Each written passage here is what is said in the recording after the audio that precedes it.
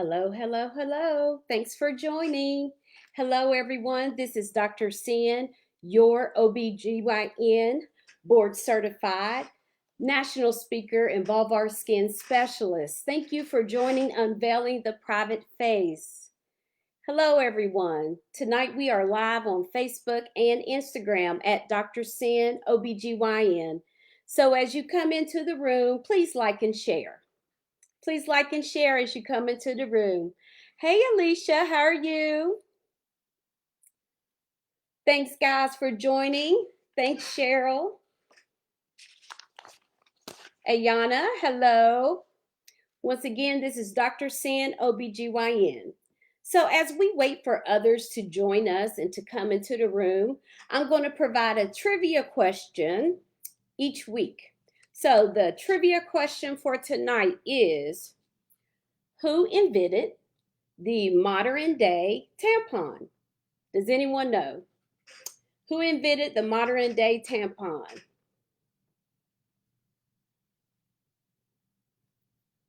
Does anyone know that answer?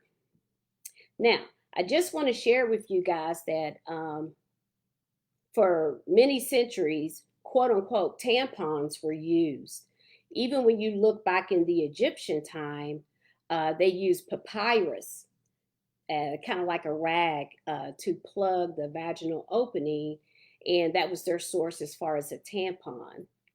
So as time progressed, the modern tampon was developed, and I'm just curious if any of you guys know the name of the doctor. Was a doctor who invented the modern day tampon. Any hitters out there? So if you get the answer, please put it in the chat, and I'll let everyone know how smart you are. So, hello, thanks for joining. As you guys come in, please like and share.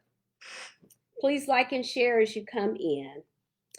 I know usually I love talking about the private face, and we're going to be back to talking about the private face next week, but we're going to do something more serious today. We're on part 2 today of disparities in healthcare. So, once again, who invented the modern day tampon? If you know the answer, please put it in the chat. If you know the answer, the modern day tampon. I'll give you the year. It was invented in 1933. Any hitters out there? Modern day tampon. I know it's not something that we usually discuss, but to me, this is good information to know. So you can see how we've evolved over the years. Hello, Rochelle. Thanks for joining. Well, I guess you guys don't want to take a stab at it, so I'll go ahead and give you the answer. The modern day tampon was invented by Dr. Earl Haas, that is Haas. He patented the tampon, which is called Tampax. So that name is still used today, and that was done in 1933. So if you guys are out at restaurants, whenever restaurants are over and you're playing trivia, that question may come up. And Dr. Sin told you who invented the modern day tampon. All right. Let's go ahead and get started. Once again, thank you for joining Unveiling the Private Face. I am Dr. Sin, your board certified OBGYN, national speaker, and vulvar skin specialist. Normally, we're talking about the private face, or what some people call the vulva. And our goal in Unveiling the Private Room is helping women to understand the skin care of the private face and how to optimize this area where they can feel that the private face is just as beautiful as their public face. But tonight we're going to be a little bit more serious. On last week, we talked about disparities in healthcare in the obstetric arena. And I think the conversation went very well. Hello, Carla. Thanks for joining. Thanks for joining. So tonight we're going to talk about gynecology because we really need to look at the whole woman. So there's a lot of information to share. So we're going to go ahead and get right to it. Now, if you have questions, just please put your questions in the chat and I will try to address all of them while we're live. And if I do not get to your question, I will promise that I'll get to it later. All right, so as you join, please like and share as you join. So, disparities in gynecology. We all know that there are differences in treatment and management of the majority of conditions in the United States based on race. Some of these things are intentional, some are not. So we're going to dig into tonight how that plays out when it comes to gynecology. And we're going to talk about some of the things that women can do to advocate for themselves. And the very first thing is being informed. So I'm going to give a lot of information tonight that I hope will be very helpful. And once again, if you guys have any questions at all, just put it in the chat. So with gynecology, the majority of our concerns are with benign conditions. You'll have a lot of women who have endometriosis. And with endometriosis, they may have pain. That's usually the telltale sign. You may even see pain with uterine fibroids. Now, we're going to dig a lot deeper into uterine fibroids, but let's really just talk about pain right now. What studies have shown, so this is not my opinion, this is what studies have shown. Black Americans are systemically undertreated for pain relative to white Americans. So in modern day, many may say, why is that the case? Is it that people are just racist? They recognize that this person is having pain and they're choosing not to treat it? Or is it that they really don't recognize that they're having pain? And one thing that we've realized, and even when we look at American history, is that there are a lot of what we call biological factors or assumptions in medicine. For many years, there were physicians who felt that our bodies, that being African Americans, they function differently than our counterparts, our European American counterparts. There was a doctor named Dr. Samuel Cartwright. He stated, Blacks bore a Negro disease, making them insensible to pain when subjected to punishment. Amazing, right? There are also other physicians who felt that Blacks could tolerate pain even during surgery. They may have no pain at all or just a small amount of pain. This was truly their mindset. World War II. Our military men, African American military men, were covertly used to test out mustard gas to see how it worked. And there was this disconnect from their people above them, really understanding and recognizing they feel what they feel. They feel the same way that their counterparts feel in every aspect of life. A lot of people are familiar with the Tuskegee Experiment, which was from 1932 to 1972, where African American men were allowed to progress without treatment to view the stages of syphilis.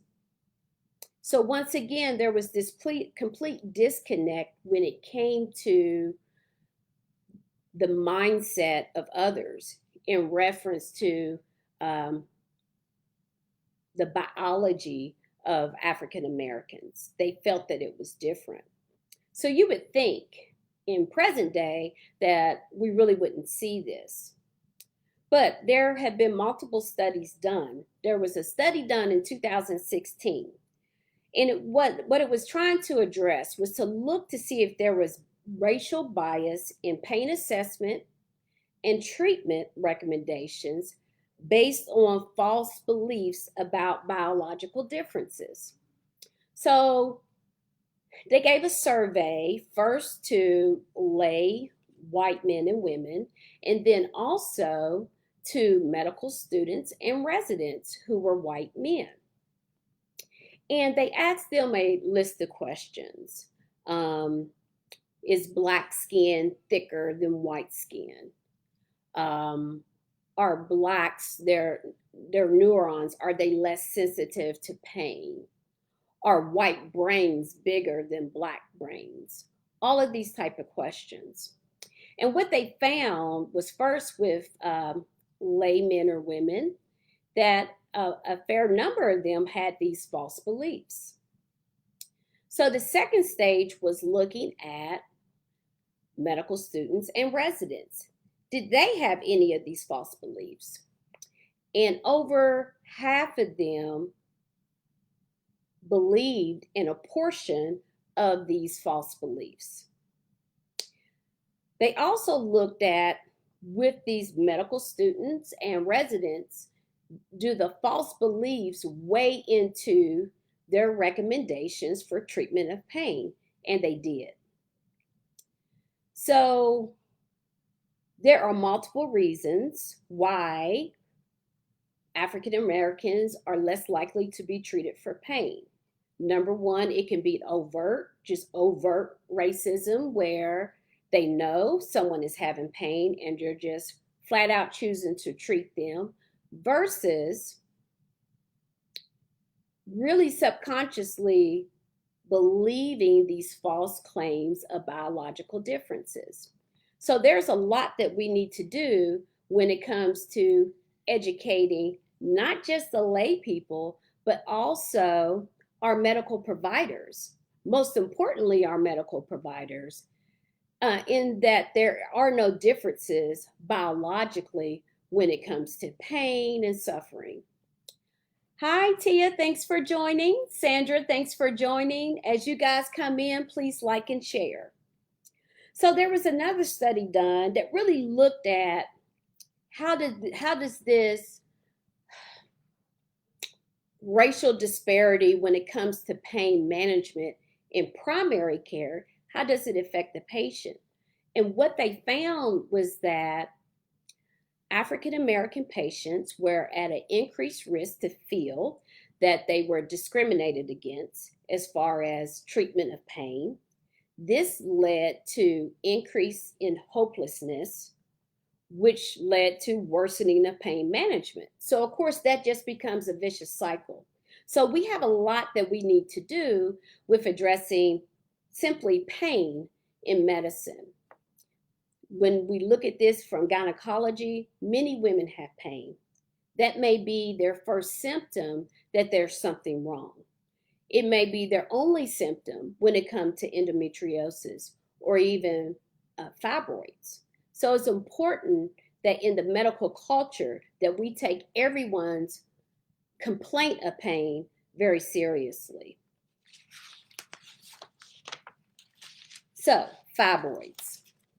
Fibroids, or you may hear the word leiomyomas, they are the most common benign pelvic tumor in women, and they are a major cause for hysterectomies.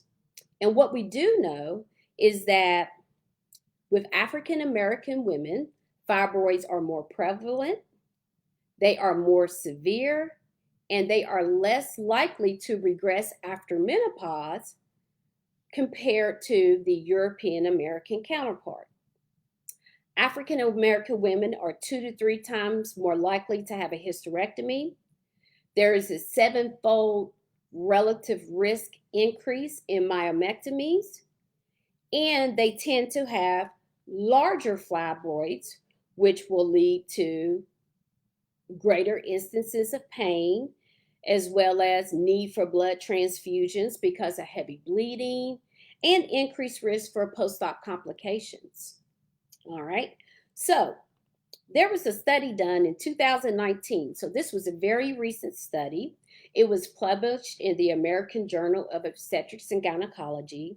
And what it looked at was women who were having hysterectomies, the route of the surgery, because remember, we now have advanced techniques when it comes to surgeries.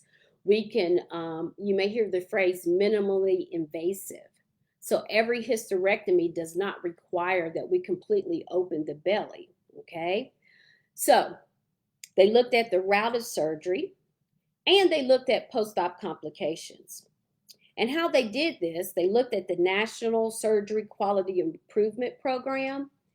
And this allows us to receive data from every hospital across the country. So they looked at the data for 2015. And in 2015, there were 15,136 hysterectomies performed for benign conditions. So these are conditions unrelated to cancer. 75% of the patients were white and 25% were Black. So African American women were more likely to have an open hysterectomy, okay, or what they call abdominal hysterectomy. That's an incision that may be at the bikini line, okay, or sometimes it's a vertical incision that may go up and down, okay, like from the bottom of the belly button down to the bikini line, sometimes above the belly button and down to the bikini line, dependent on if, let's say, if they have fibroids, how big the fibroid may be. So African American women had a 50.1% cases of open hysterectomy compared to 22.9% in European American women. So many would say, well, that makes sense because African American women are more likely to have large uteri because of fibroids.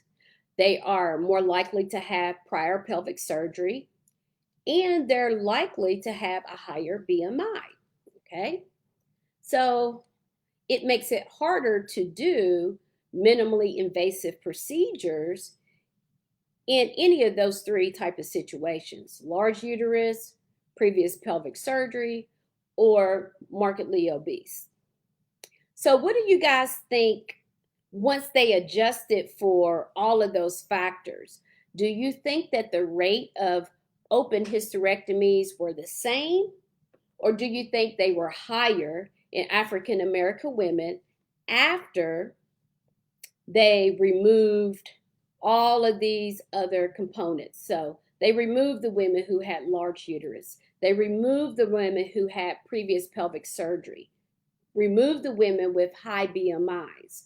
So when you're not looking at those women, do you feel that the rate of open hysterectomies are the same with the European American women and the African American women? Please put in the chat if you think it's the same. What do you guys think? Do you think it's the same? Alicia says still higher. What do you guys think? Well, Alicia is correct.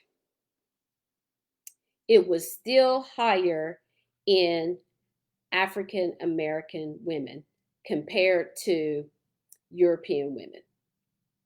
Okay. Also, when we adjusted for the large uterus, previous pelvic surgery, high BMI, African American women were still more likely to have major complications than European American women. 4.1% compared to 2.3%. When it came to minor complications, African American women, 11.4% versus 6.7%.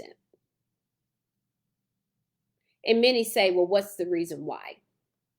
And we really don't know the answer to that, because there should be no reason for that once we've adjusted for all of these additional risk factors.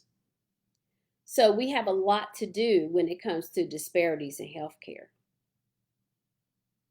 Now, has anyone out there have a history of fibroids and you go to see your doctor and their recommendation is hysterectomy without discussion of other options? Has that happened to anyone? If it has, please put that in the chat.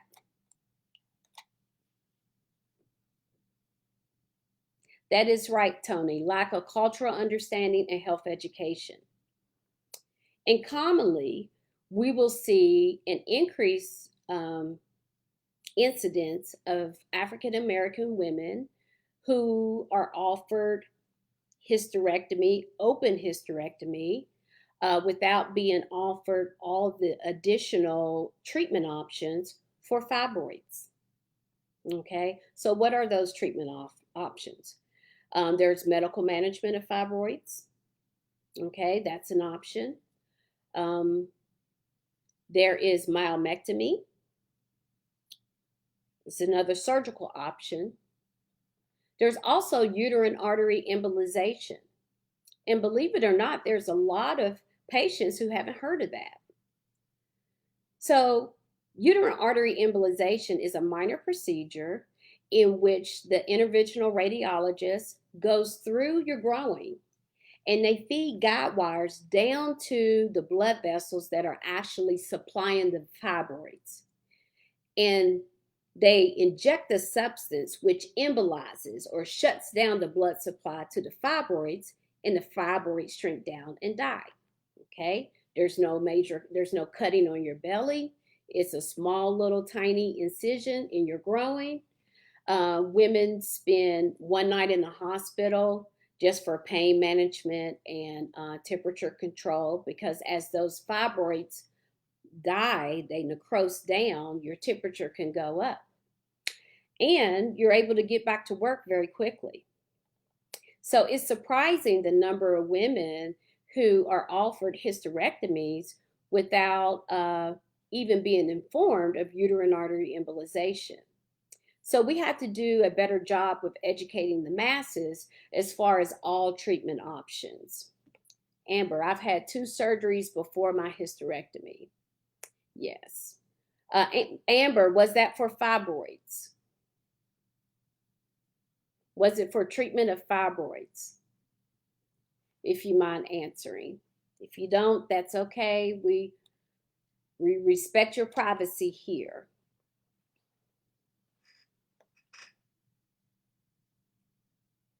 So Amber, if you don't mind, if you could answer, was your 2 surgeries and hysterectomy related to fibroids? If so, were you ever offered uterine artery embolization?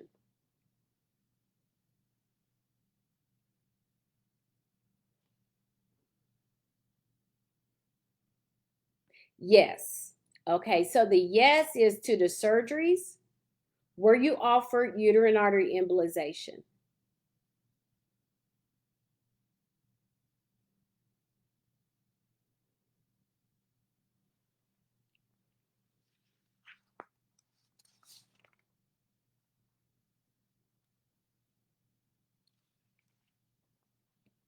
Okay, and she was offered uterine artery embolization.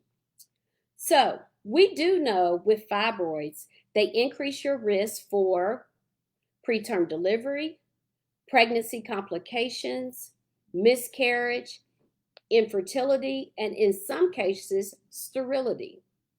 Okay? The annual cost to the U.S. healthcare system for management and treatment of fibroids in both the hospital setting and also the outpatient setting is about $34 billion. That's a major impact to the healthcare system. But with that, there's still little resources devoted to this condition. There's way more need for research. Okay. What they realize is that there are likely biological factors at the molecular level that causes a difference in the growth and aggressiveness of fibroids in women of color compared to European American women. So if that's the case, doesn't it make sense that a lot of the medications that we use for treatment of fibroids may not work on African American women if there is a molecular level difference in the fibroids? So clearly there's more research that needs to be done. Unfortunately, with current research, we do not represent a significant number of participants. When you look at the data that's out there, the majority of research done with fibroids don't even mention if the patient is African American, European. There's no mention of race. In the studies that do mention race, we only make up 15% of the participants. So if we're most likely to have this condition, why are we only making up 15% of the participants? So I think that answer is multifactorial. Yes, more needs to be done as far as institutions reaching out and really trying to bring in African American women for their clinical trials. But also, with our history in this country, we just talked about that earlier, like with Samuel Cartwright, things of that nature. There is still a major distrust in the African American community and the healthcare system. So how do we get over that hump? Well, if we're unwilling to participate in clinical trials, how are we ever going to make sure that there are medications and treatment modalities that are available to us, that work for us? So that's something that we have to really dig into and figure out collectively as a whole. I think that if we can improve the trust that our patients have with the providers, then we can get more women into clinical trials. So we have a lot to do. We have to get rid of, educate more providers to make sure that they don't have these subconscious thoughts about biological differences. We have to make sure that providers really understand the whole aspect of the patient, what's happening in their personal life, what's happening with their socioeconomic status, things of that nature, so that we can make sure that everyone is getting the best care possible. All right, so when we look at benign cases, clearly there's racial disparities, but what about when we're dealing with cancers? Okay, so let's talk about cervical cancer. In the United States, 7.7 per 100,000 women will be new cases of invasive cervical cancer in the United States per year. Hi, Tia. Thanks for joining. Hi, Charlotte. Thanks for joining. As you guys join, can you like and please share? So in Black women, there are 2,000 new diagnoses of invasive cervical cancer per year. 40% of those women die. 40%.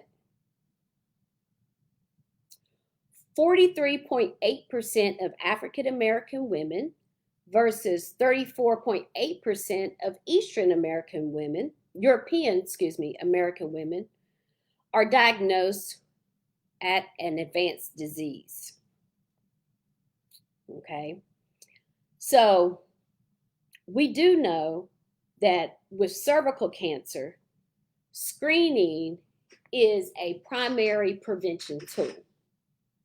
So there's a lot that we need to do to improve screening in African American women. We have to improve access for these patients. We have to make sure that they understand the frequency in which they should receive a Pap smear. Okay. We just talked about fibroids. For a long time, it was very common that women would have laparoscopic supracervical hysterectomies. Okay. And they would use a morcellator, which would kind of chew the fibroid out so we could pull it out through the ports. In that case, you still have a cervix. And there are women out there who think, oh, I had a hysterectomy. I don't have to worry about getting Pap smears anymore, not realizing that they still have a cervix.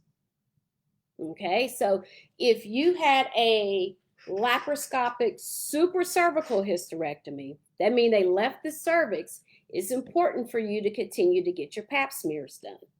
All right, if they can move the entire uterus, including the cervix, and you have no history of moderate or severe cervical dysplasia, then you no longer need to get a Pap smear done. All right, so these are little things that sometimes women aren't aware of and they need to be made aware of. So please educate the women in your family in reference to this.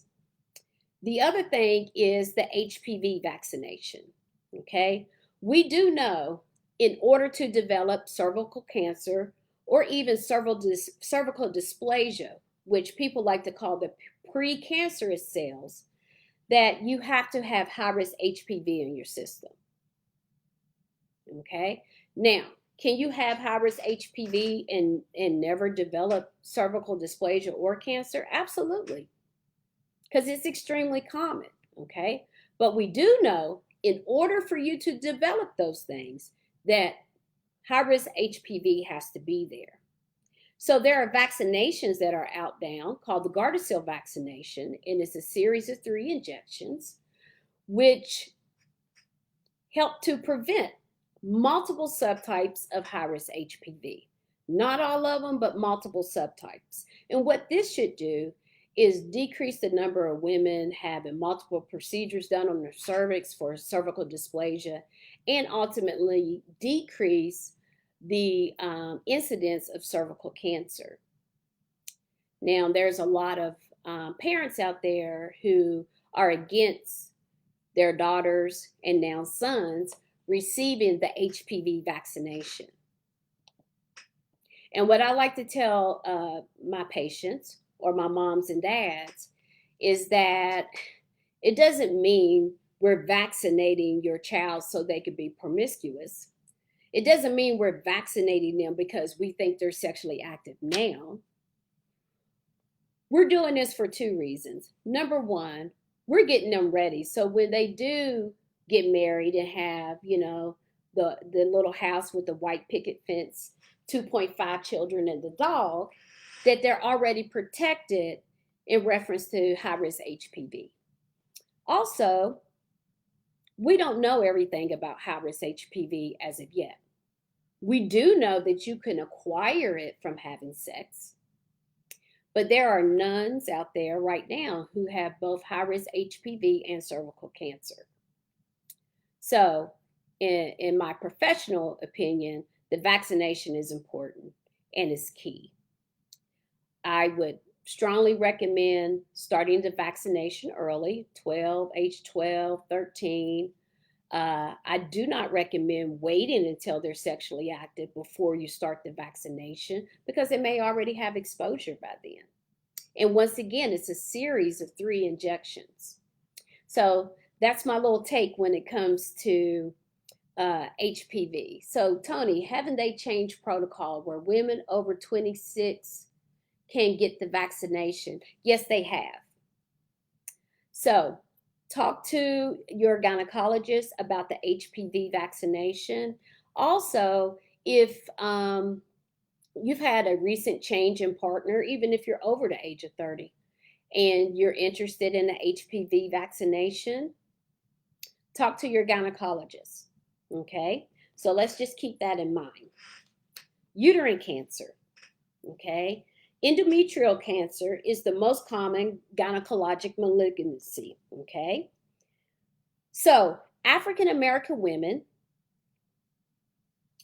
are or have a 31% lower incidence of endometrial cancer. Okay? 31% lower incidence of endometrial cancer compared to European American women. So that means this should be the one cancer where we should have pretty good statistics, right? Not really.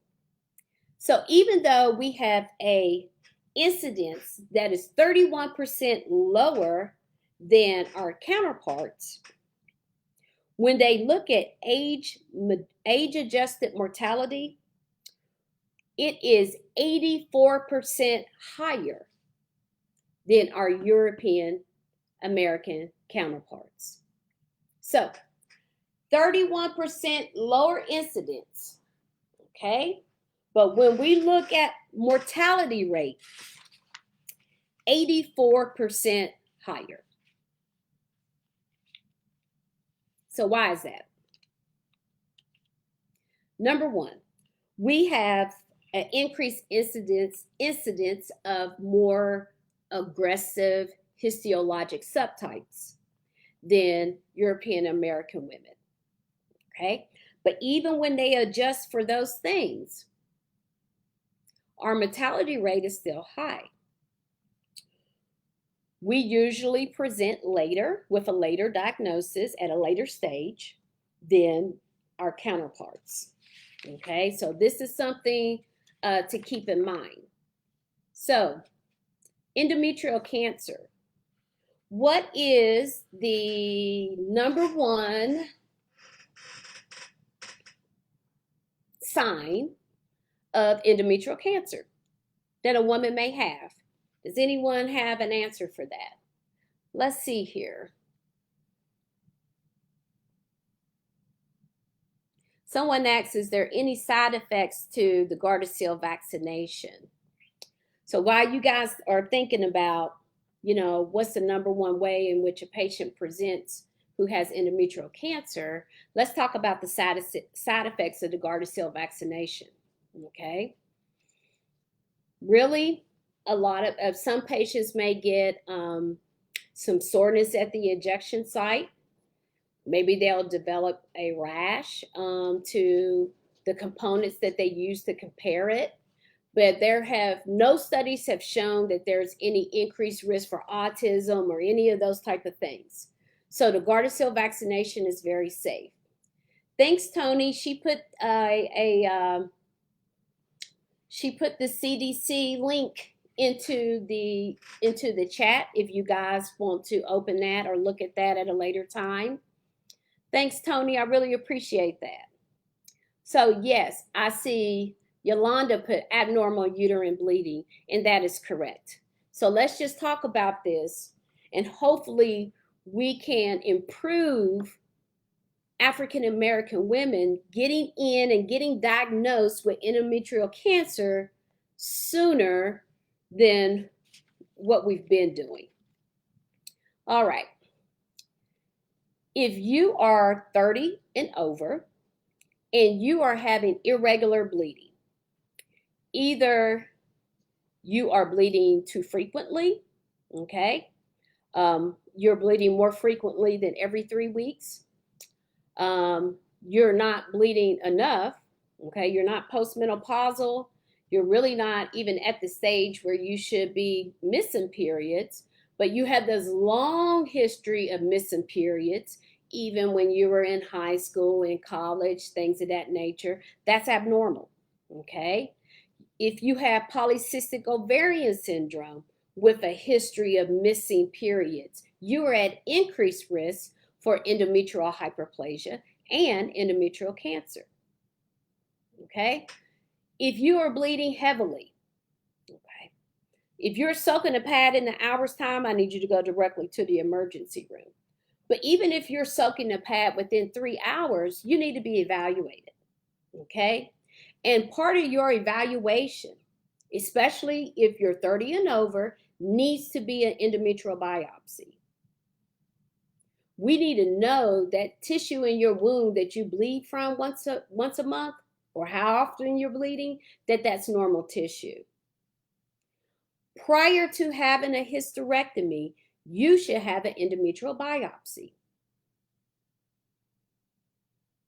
Studies have shown that your outcome and 5-year survival rate is decreased if endometrial cancer is diagnosed by a general OBGYN at time of surgery and not before surgery. Okay? And the reason being is that if you are at a later stage, then it's important that we have a GYN oncologist present, because they would need to sample lymph nodes, things of that nature, and that can greatly impact your management after surgery. Okay, so if you are 30 and over, irregular bleeding, you need an endometrial biopsy. If you are postmenopausal, that means you have gone a year without having a period, okay? And out of the blue, you start bleeding again. I don't care if it's light bleeding. You have to go in and be evaluated. If they do not diagnose an abrasion or tear in the vagina, you need a pelvic ultrasound and or an endometrial biopsy, because it is imperative with postmenopausal bleeding that we rule out endometrial cancer. Doing these things will allow women to be diagnosed sooner than what we've been doing over the last few years. Okay, so that's very important. Now, let's talk about ovarian cancer. Ovarian cancer is the most lethal GYN malignancy. All right, and it's the most lethal because for the majority of women, once they're diagnosed, they're at a late stage. Most women are not symptomatic when it comes to ovarian cancer until it's at a later stage. Okay? African American women are disproportionately affected by ovarian cancer. In African American women, it's more aggressive, and they have poor survival rates. Now, with advanced technology in the world, in general, we have improved survival rates for European American women. However, sorry guys, it's storming outside if you heard the thunder. In African American women and Hispanic women, the survival rate is actually worsening. Okay? Is actually worsening. So when we look at the 5-year mortality rate for ovarian cancer in African American women is 47.9. That's extremely high. And in Hispanic women is 40.3. One of the things that studies have shown is post-treatment, okay? If the treatment is just surgery or surgery plus chemotherapy, CA-125 levels are increased in African American women. CA-125 is a tumor marker for ovarian cancer, and they use that tumor marker to gauge treatment success, okay? That says that there is likely some residual cancer left behind. That is way higher in African American women than what it is in the European American counterpart. Studies have shown with African American women, they have reduction in the dose of chemotherapy, a delay in treatment even after diagnosis, and early discontinuation of therapy. That's major. Can weight loss surgery affect your menstrual cycle? Yes, it can. I know that's a little bit off topic, but yes, weight loss surgery can affect your menstrual cycle. There are a lot of weak estrogens in the periphery, in our arms and legs and stuff. And as we gain more weight, Those weak estrogens that are in the fat cells in our periphery, they feed the lining of the uterus, which can cause you to not have periods. All of that unopposed estrogen can increase your risk for endometrial cancer. So after weight loss surgery, your fat percent comes way down. So all of a sudden, you don't have all of that unopposed estrogen feeding your lining, which was likely preventing periods, and you were having breakthrough bleeding. Now you could just start having heavy periods. So for some women, it may just take a period of time for the body to adjust to the weight loss and the market changes in their hormones. But if it doesn't get better, you need to be evaluated. If you have a history of obesity with irregular periods, do not delay going to be getting evaluated.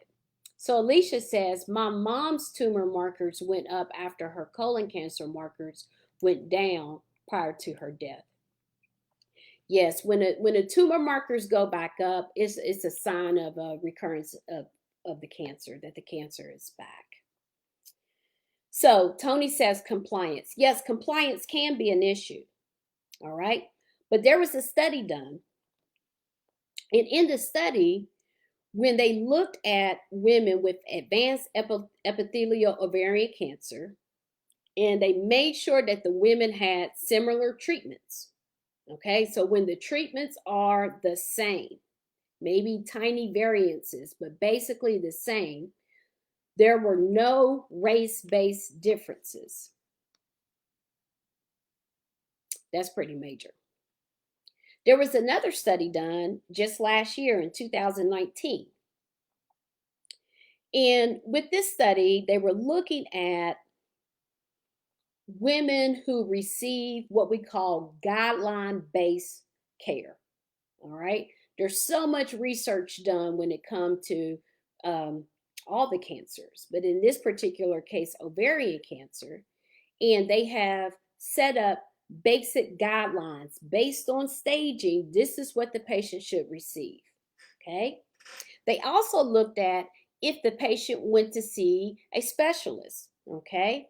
The person is called a GYN oncologist, and they handle female cancers. All right. So when they looked at this study, African American women received less guideline-based care. Okay. Only 27.5% of African American women received guideline-based care compared to 34.1% in European American. And frankly, in my opinion, both percentages are too low.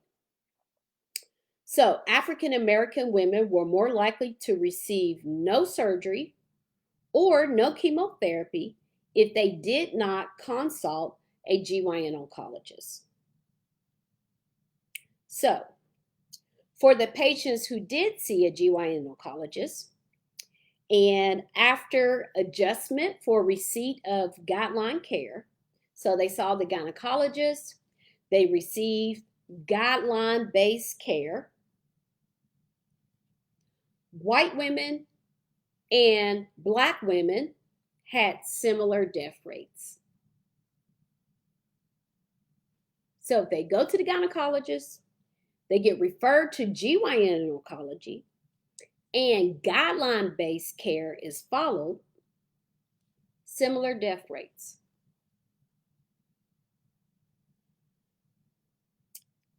Something to keep in mind, okay? So African American women have higher risk of ovarian cancer because higher rates of BRCA1 and BRCA2 mutations. Okay? We're going to get into breast cancer in just a second, but we have higher BRCA1 and BRCA2 mutations. That increases our risk for ovarian cancer. When you go to your gynecologist or even your primary care doctor for your annual exam, please make sure that you give them your complete family history. Anyone in your family with a history of breast cancer, technically your risks aren't increased unless it is a first-degree relative. for breast cancer, but anyone in your family with a history of breast cancer, ovarian cancer, or colon cancer. You meet criteria for testing for BRCA1 and BRCA2 mutations. Okay? So please make sure that you ask about that. And Tony, we're going to talk about triple negative in just a second. All right. Another interesting fact. It has been suggested that vitamin D and calcium can decrease cancer risk by 60%. Now, who's at increased risk for vitamin D deficiency? People of darker pigmentation. So, when you're going for your annual exams, please make sure that they're checking your vitamin D, especially if you have darker pigmentation. Okay? Also, studies have shown that women with fibroids who have vitamin D deficiency have an increased risk for fibroids. Okay? Vitamin D deficiency, increased risk for fibroids. Vitamin D deficiency, increased risk for ovarian cancer. Okay, another interesting fact. Studies have shown that African American women who were taking aspirin for prevention of cardiovascular disease had a 44% lower risk of epithelial ovarian cancer. If they were taking anti-inflammatories like NSAIDs for arthritis, they had a 26% lower risk of epithelial ovarian cancers. So, make sure that your primary doctors are talking to you about daily aspirins, and depending on your family history, maybe even an anti-inflammatory. All right, so those things are important. Now, we kind of start talking about breast cancer, okay? So we know women who are diagnosed with breast cancer, okay, they are breast cancer survivors, and then we check them to see if they are carriers of the BRCA gene, and they are, they should be offered preventative surgery. We know that preventative surgery decreases their risk for future breast and ovarian cancer. So when we talk about preventative surgery, what we're talking about are bilateral mastectomies and what we call oophorectomies, which is removal of the ovaries. And nowadays we do removal of the ovaries and tubes. Okay. Now we just talked about how aggressive ovarian cancer can be in women of color, and we're going to talk about how aggressive it can be in breast cancer patients. With that said, African American women are less likely to receive preventative surgery, even though it is widely recommended, if they are breast cancer survivors and are found to be positive for the BRCA genes. We got work to do. Let me explain how significant that is. If you are a breast cancer survivor, you're checked to see if you carry the BRCA gene, and you do, you have a 50% lifetime risk for developing a second breast cancer and a 44% lifetime risk of developing ovarian cancer.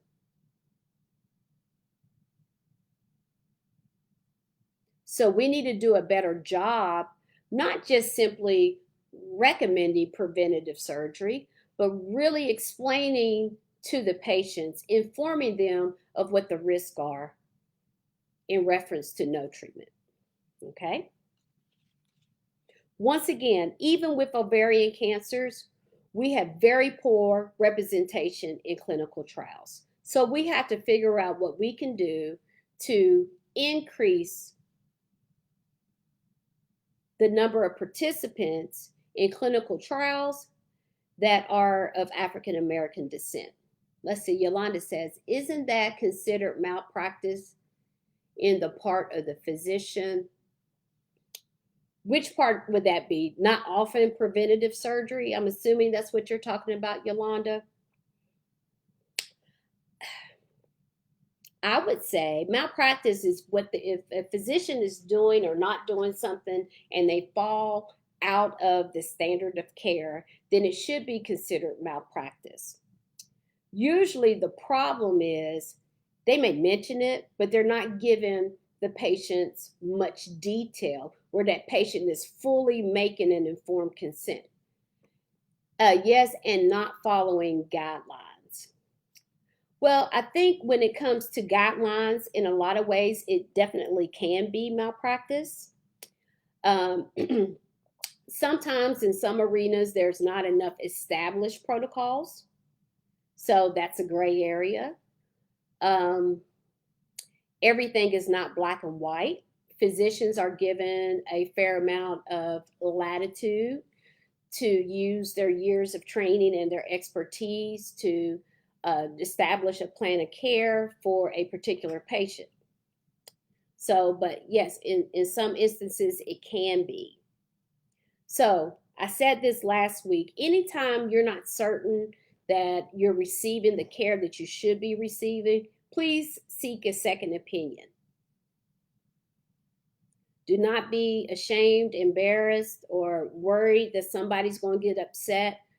Please seek a second opinion. Okay.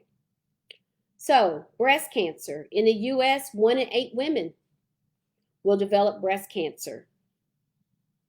So, once again, breast cancer mortality rate in European American women is decreasing. However, the overall cancer incidence in African American and Hispanic women continues to grow. We know that there are some factors that we can do more in, as far as not smoking, diet modifications, really addressing obesity with diet and even exercise. These are things we can do. Preventative care, really making sure that we're doing our part to help get women out there for mammogram screenings. Making sure we're doing our part when it comes to access to health care, even if it means voting. A lot of women will be in bad conditions if they ever remove the clause where you can't deny health care for pre-existing conditions. All right, so these are things to really think about when you're watching the news and you're looking at all the debates when it comes to health care. So back to breast cancer. African American women are more likely to be diagnosed at a later stage. They are more likely to experience delays in treatment. They are more likely to be diagnosed prior to the age of 40. They are more likely to have aggressive tumors. And Tony, African American women are 2 times the rate for developing triple negative breast cancer, or what some call basal-like breast cancer, which is a very aggressive form of breast cancer. So this discussion is not meant to bring your spirits down. It's meant to inform. What we have to do is make sure that we do all that we can to improve access to health care for everyone. The other thing that we need to do is to help others when it comes to diet modifications, when it comes to exercise, if they need help when it comes to discontinuing smoking, and making sure that they understand the risk factors with these things. The other thing that we need to do is share the information, making sure that women understand what they should expect when they go in for their annual exams. All right, so just a little bit of a recap. Please make sure that you are following the protocols when it comes to screening for Pap smears. Okay, make sure you're being screened in reference to BRCA screening if needed. Okay, make sure you get your mammograms. If you have irregular bleeding, make sure that's evaluated. You may likely need an endometrial biopsy and or ultrasound. If your PAPs are up to date, make sure you've received HPV vaccination or that our young girls and boys are receiving it. Please give a thorough family history. Check bone density. All right. That's another biological false perception that if you're African American, your bones are strong. Not always the case. So make sure we're doing that. Make sure that we're doing colon cancer screening. So once again, I am Dr. Sin, your board certified OBGYN, national speaker, and vulvar skin specialist. I thought it was super important to talk about disparities in healthcare tonight, and I hope you guys have learned something. I hope you guys have a nugget or two that you would take back to the women in your family. Also, next week we'll be back to discussing the private face, and I'm going to have a special treat for you guys. Next week, we're going to talk about vaginal smells and even vaginal taste. And maybe there's something I can do to help you guys out. So any questions that you have that I didn't get to tonight, drop them in the chat. I promise I'll get to them. And I hope I see you guys next week. Have a wonderful evening. Good day.